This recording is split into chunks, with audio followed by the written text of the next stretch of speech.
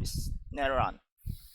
Alright, for these sessions, we're going to discuss more about um, variables and constants in C language. So let me go ahead and try to set it up for you. Alright, so for today's sessions, that is a variables in constant. So a constant is sometimes, hold on now, this one, it's abbreviated, this one. So if you're able to notice CONST, that is an indicator that this is a constant. So you can see here in our example, you have here the data type, which is an integer, or the int, an integer. So an integer is something that is represented by a whole number, right? So that is what we call as a data type.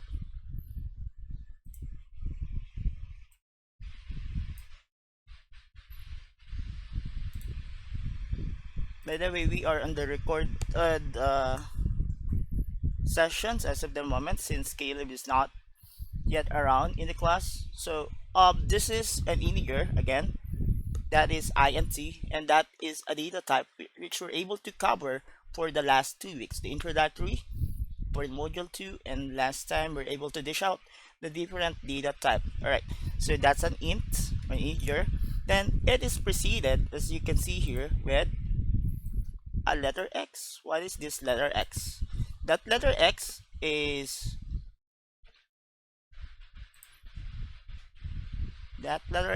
what we called here as, hold on now,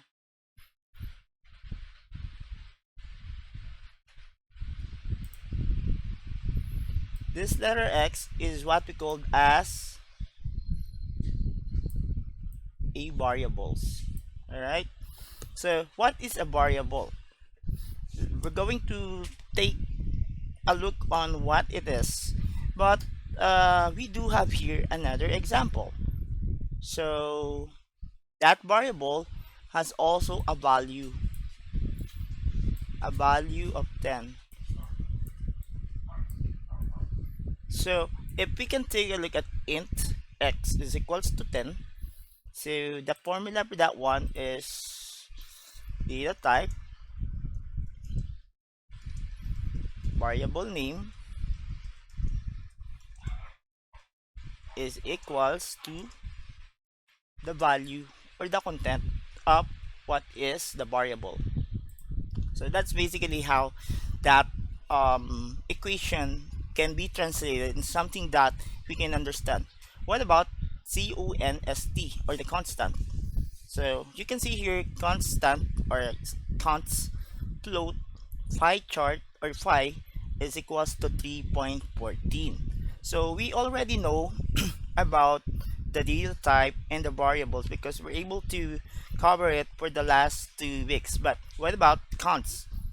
Float, we already know that float is a data type, and phi is used as a variable name, and then the content or the value of that variable phi is 3.14. What about const? So we're able to talk more details for today's sessions about const.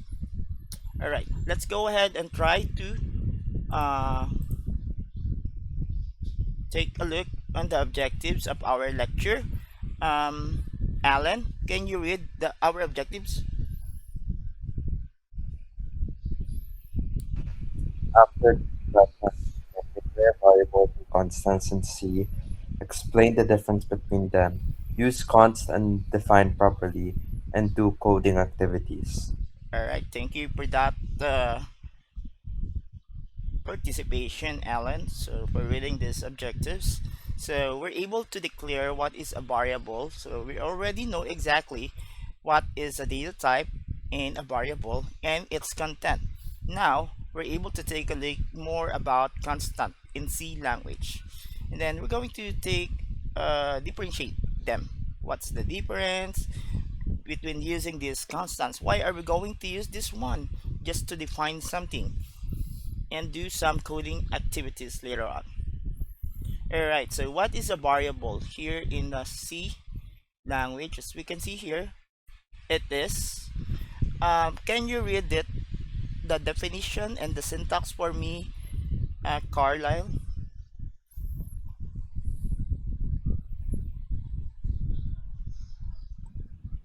Carl?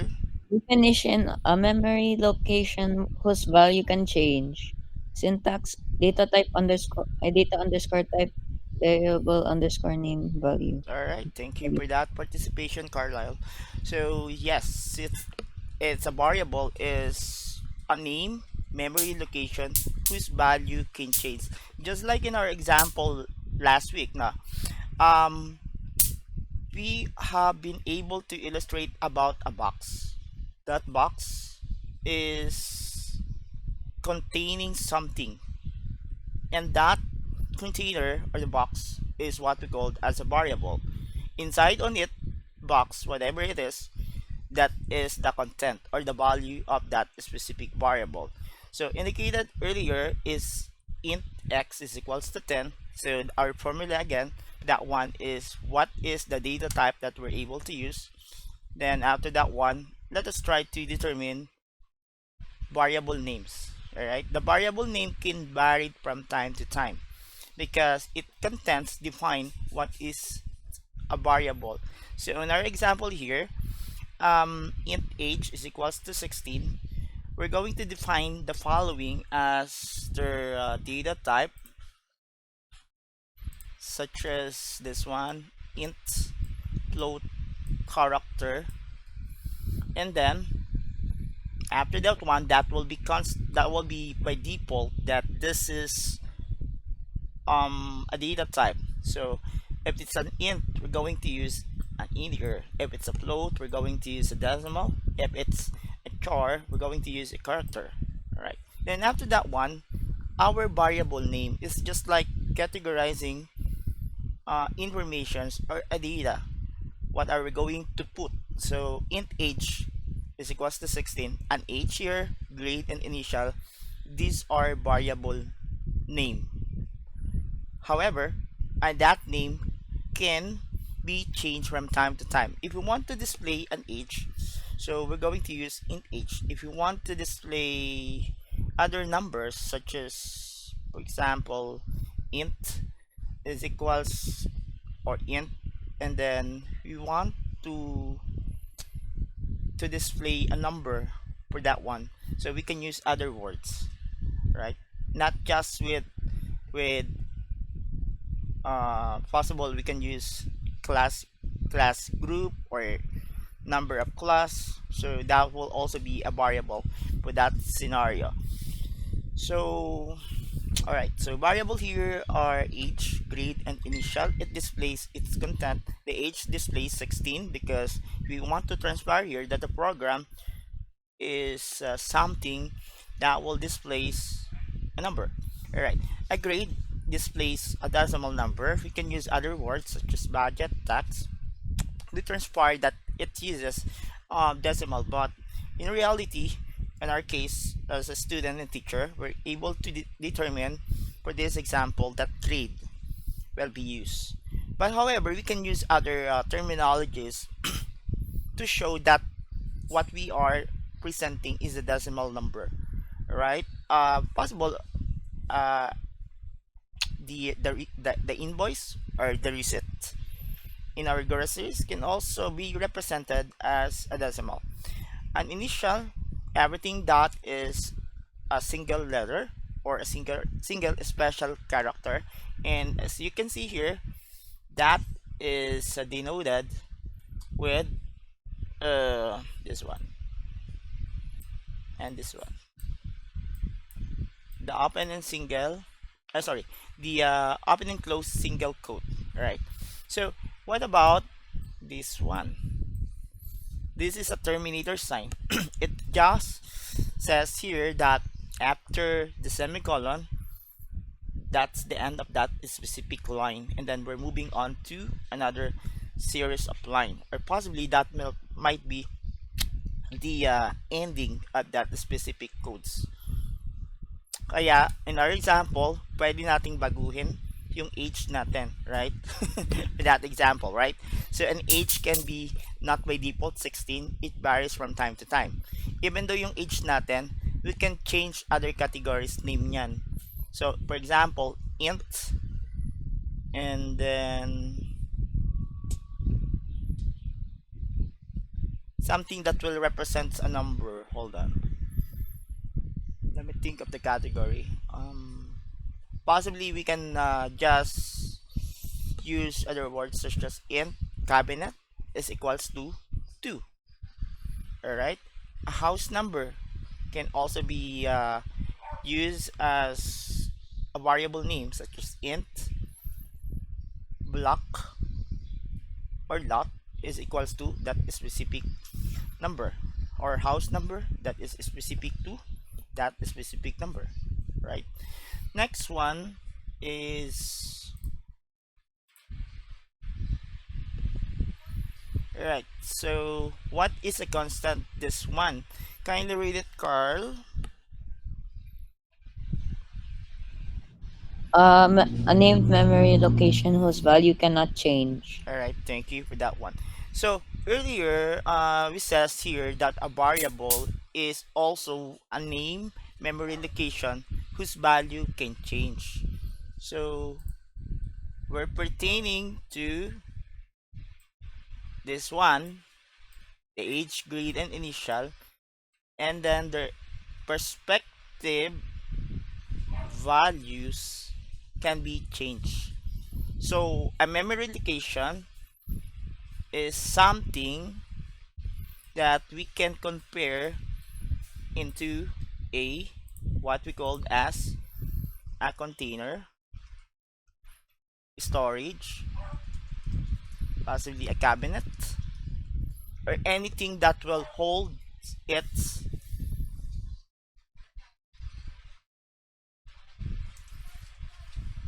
value. Alright. Kumbaga, sa layman's term, ito ay isang lagayan. And then sa loob nito, merong nakapaloob. It is a container, storage, or possibly a cabinet that holds certain information of the data. The data can change from time to time. Ayun ang ibig sabihin ng variable. However, sa case ng constant, hindi daw natin siya pwedeng baguhin. So, for example, in this one, we have here the const or the constant float phi is equals to 3.1416.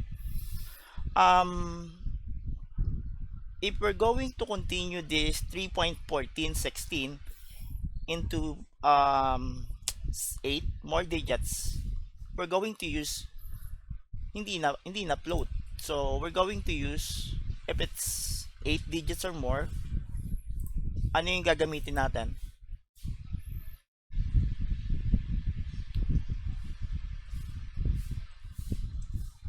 Ano yung gagamitin natin? So kung 8 digits na siya, Alan? Yes, double. You're absolutely right with that one. Right. So, cons. Ibig sabihin for this one, naka-fix na siya. Hindi natin kailangan baguhin, or we're not able to change yung value nito. Kasi, for the variable, it says here that the value, or the name of the variable name, can change whatever it contains. However, if it's constant, so naka-lock in na siya, naka-fix na siya. Alright, next one, method 2, define preprocessor. So last time, I think that was Alan, which uses the word preprocessor because that is what Tika were able to discuss regarding the headers, which is the heading part, the hashtag include stdio, something on our case that is part of the header.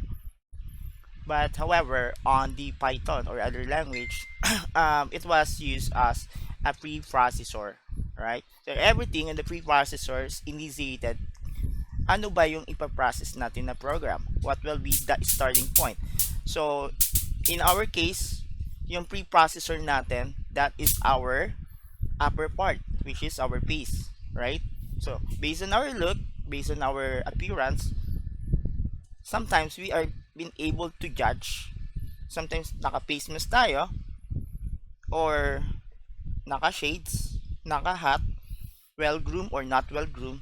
That is in every other program says as a preprocessor. From the head lang siya mag-initiate. So let us define a preprocessor. So it's defined as tax underscore rate is equals to 0.12. Alright, so if we're going to change it, there will be an error. So pag binago daw natin siya, kasi it defines here that yung specific na variable name niya is tax rate should be equals to 0.12. If we're going to change any of which, since this is defined already sa ating header file, so it will not run, and we're going to see here as a read-only file or an error will occur. So in other words, for the constant, once na inassign na natin siya as a constant, yung ating variable name, that will be fixed. It will not be changed whatever yung totoong value niya. For example, yung pi natin is 3.1416. So for that example, the programmer just want to display 4 digits lang ng float. Kasi in reality, if we're going to use it for the float, that float can display and can hold for about 6 to 7 digits.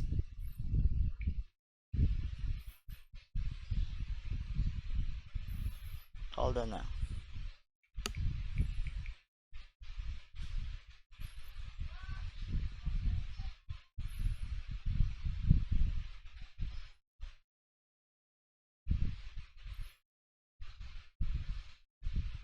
Alright, so the phi is in math. This is the ratio or the circumference in the circle. We're not looking forward for it more, but what's we are more into it is this specific value that I'm going to type here, 3.14. That will 15929, something like that. All right. So, ang sinasabi rito, if it's constant daw, we're able to display lang yung kanyang last 4 digits. However, for this one, naging 1416 siya. Kasi, we're able to round up itong part na to, yung 9. Just add 1. Kaya naging 3.1416 siya. So the users initiated na no, the value of the pi based on my codes should be something like 3.1416. So if you can see here, the value of the phi that I was able to provide 0.14, 15, 9, 2, 9, 1, 2, 3, 4, 5, 6, 7. It's still displayed as a float, right? However, yung ating programmer, our programmer, want to state that it should be rounded up and it should display 4 digits only. That is constant. For example, the programmers would use 3.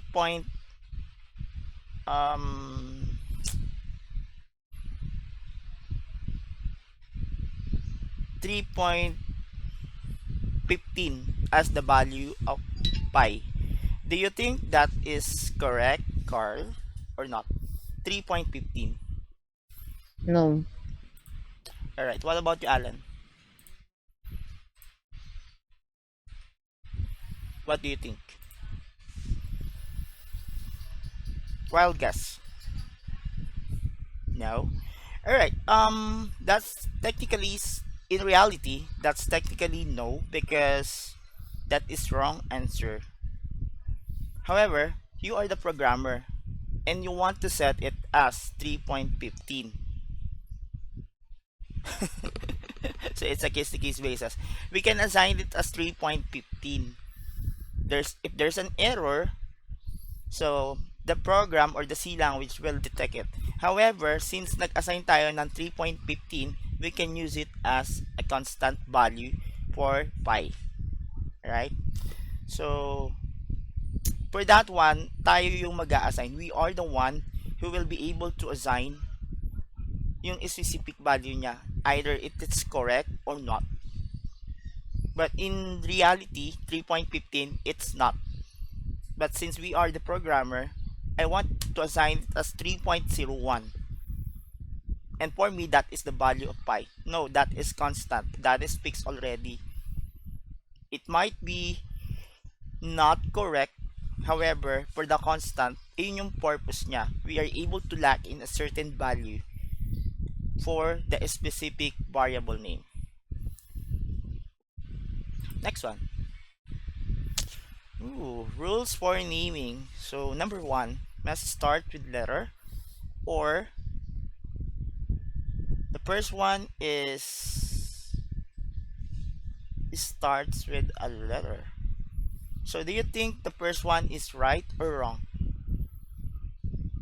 Carl, Wrong. this one I is mean, wrong. right pala. Right pala. This one, what do you think? Is it right or wrong? Wrong. Must start with a letter. So, is this a letter? No. So the right answer is Wrong. wrong. Alright, got it. Alright, no. However, if it's score 1, for this one, hold on. Score 1. Kung score 1 siya, do you think it is correct, Alan? Yes, you're absolutely right. Because says here that the first letter should be a letter. Eh, paano to? Kung one score yung gusto ko. Sabi niya, it should be a letter. So, i-type na lang natin yung word na 1. Actually, ganito pa rin siya. Ganito yung lalabas. Alright, bakit ganon? Okay, kasi 2 words na siya. So, if it's 2 words, yung second word niya, dito tayo magka-capital. Yung starting ng second word niya. Yung first word, hindi na.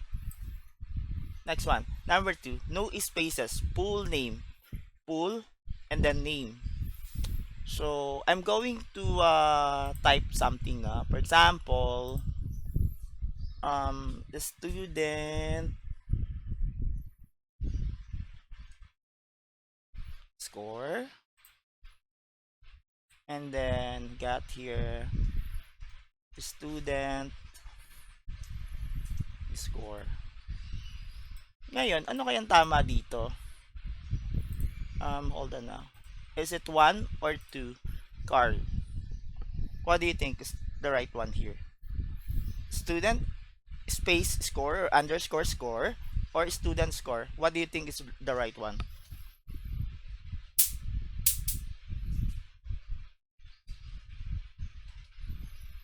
Wild guess. The second one. The second one. Yes. Exactly. Because you can see here there's no space if it's 2 words. So another example, this one. One score, and then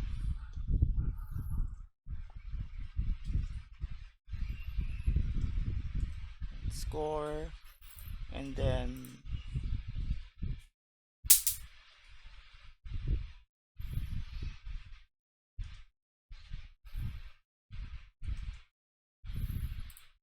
let's put numbers now. Alright, 3, 4, and 5. So all of them are one score. The first one on the number 3 has capital S.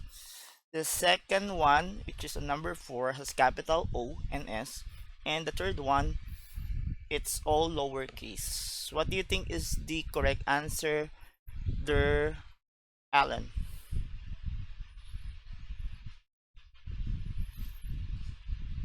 3, 4, or 5?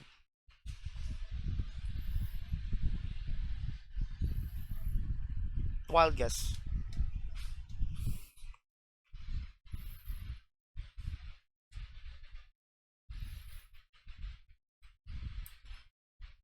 Sorry.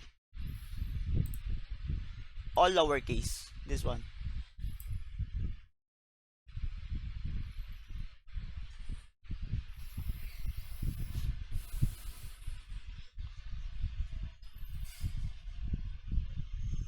So everything started with a letter and there's no spaces, right?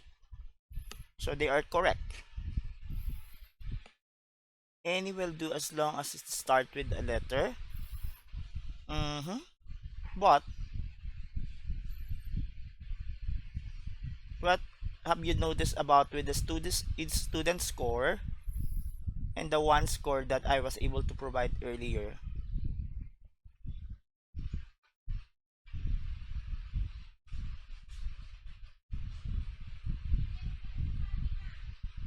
Yes, they are different. All right. In our example here, if it's two word, right, one and score, there should be no spaces. So all of these are technically correct in terms of spacing. One score, no spaces, two words, right? So the number 4 is wrong. Why? Because it has two uppercase. Dalawa yung kanyang capital letter. Letter O tsaka letter S. It's wrong. Dapat isa lang. Sa number 5, all are lowercase. Mali din siya. So ang tamang sagot dyan is number 3.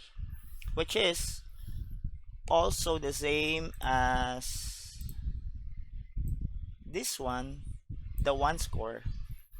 Almost same din siya dito sa student score. If you could notice here, yung second word niya, the second word and the first letter of that word is uppercase or capital letter. So, ganun siya. Alright, so, papasok tayo dito. So, everything should be case sensitive.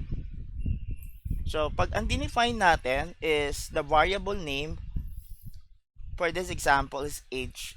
It should not be spelled as lowercase. For example, hold on na. Int age, right? Or int age.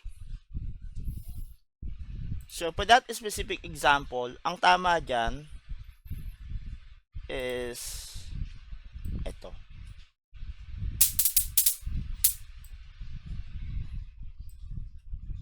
So, it's a case sensitive. However, paano to? Ito, tatama siya kung two words siya. For example, we're going to use int, gender, age. Right? Yan yung gagamitin nating variable name. So, tatama siya. Alright. So, sa constant naman, everything should be all caps. For example, constant max score. So, balikan natin siya.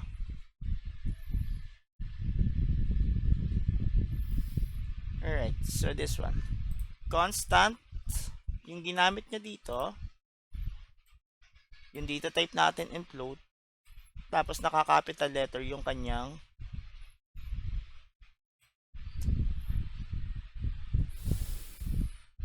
data, yung kanyang variable name. So, it's just dictated here. Ganito rin siya. Pagka gumamit tayo ng constant, naka-capital letter yung kanyang constant. that is for our preprocessor.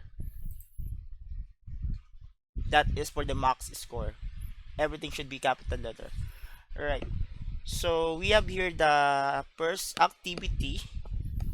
Instruction here is to identify the right C language code, declare an integer variable number with value 100, declare a constant gravity 9.18 using declare a constant school name such as that specific location. In our case, I use Valenzuela National High School using the define and declare a char variable sections A.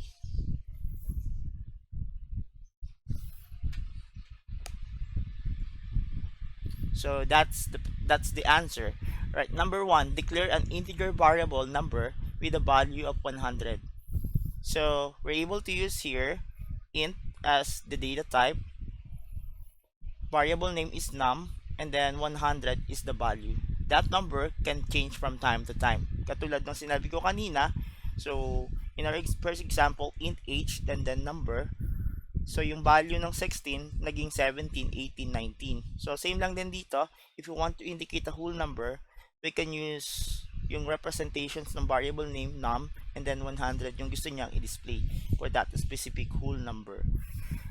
So yun, declare an integer variable num with value of 100. So para magets natin siya, so gamit daw tayo ng integer. Tapos ang variable name daw natin num. Tapos yung value daw ng ating variable should be equals to 100. So on our example here, so kung matatandaan natin, no, so data type, and then meron tayong variable name, underscore or space yan, and then that should be equals to the value. Alright, so declare an integer. So yung integer dito, siya yung data type. Tapos yung variable doon natin, ang pangalan niya num. Alright, we can use other names for variables. Pero yung value niya daw is 100. Next one, mag-declare daw tayo ng constant gravity, which is 9.8. So anong sagot dito? Tingnan natin. Alright, constant float gravity is equals to 9.8. So constant gravity using const. So kung makikita nyo dito, we're going to use const. Hold on na. Constant, right? Tapos, to indicate that this is a constant, yung kanyang value ng constant, kung mapapansin niyo, it's a capital letter. And yung value nito, 9.8. So, balikan natin, ha.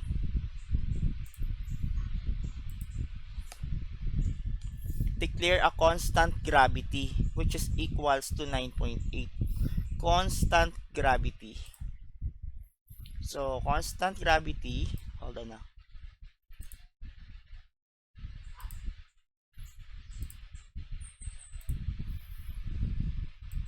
Define a constant gravity na meron daw value na 9.8. Ngayon, saan nagaling to? Right? Where is this float comes from? So, ang float is 9.8, which is a decimal. So, if we're going to use that one, we're not sure anong data type yung gagamitin natin. So, we have here the given as const daw. That's a constant. And then yung value name, yung variable name niya is gravity. Tapos, ang value daw nito is 9.8. Right? Kung ang value na sinabi niya dito for the constant is equals to letter A, So, ang gagamitin natin na data type, alam naman natin na char siya. If ang value na sinabi niya for the constant is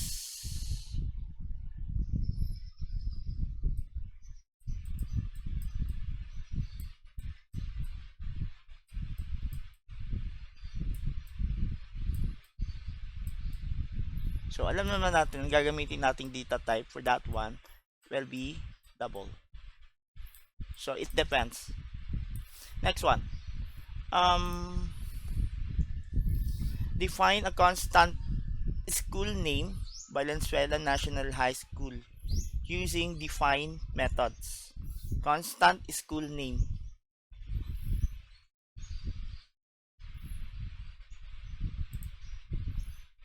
So, nawala naman yung constant. Pansin nyo. So, yung constant, pinalitan natin ng define. And then, ito yung name niya. And then, ito yung value. It's quite confusing, right? If it's a constant, we can use const. And then, yung kanyang data type, secret for now. And then, yung kanyang data type, yung kanyang variable name, given to. Pero, dapat uppercase or capital letter siya lahat. And then, meron siyang given na value. Which is, ayun yung sinet ng user. Ito daw, float. 9.8.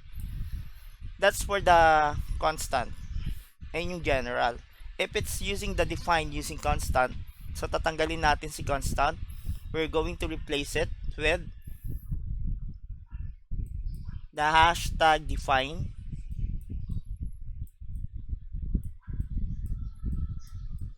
Alright? And then, yung kanyang variable name is school name. So, i-retain natin si school name. Pero,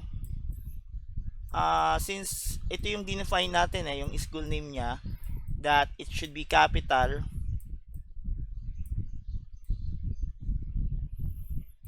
hindi na natin i-define kung ang i-display ba niya is float, ang i-display niya ba is a character. In this example, ang content or yung value ng ating variable na school name is Valenzuela National High School. So, string na siya, pansin nyo. So, it has double quotations na. Medyo magulo. So, screenshots tayo. Medyo magulo tong activity na to. Alright, so hold on lang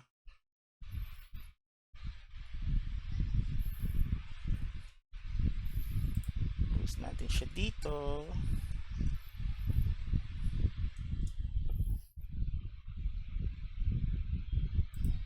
Let's get back sa ating presentation. Alright, next one. Declare a character variable section A. So, ito lang siya. Same lang sila. Ang pinagkaiba lang nila, this one, we're using int. This one, we're using the word char. Tapos yung variable nito, num. And that should be equals to 100. This one naman, we're going to use char. Tapos yung variable name niya, section. Ito, itatype na natin siya. Section, that will be indicated na characters lang siya kasi ito siya. So, ang sagot dyan is ayan, char section letter A. If we're going to declare the variable num should be equals to 100, ganito siya. If it's a character, ganito naman siya. So number that is for the value, that is for the data type and the variable. But if we're going to declare it as const and the hashtag define, ganito naman yung kanyang specification. Const and then open question mark, and then the variable name should be uppercase is equals to its content or the value. Pag hashtag define naman tayo, hashtag define, then all caps yung variable name niya, which is can be school or name lang, and then yung content niya wala na siyang equals, should be string.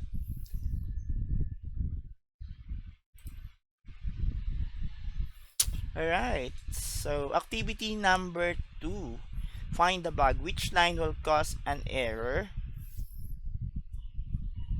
So okay,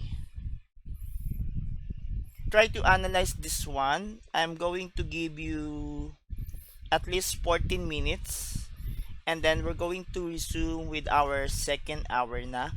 So possibly I'm going to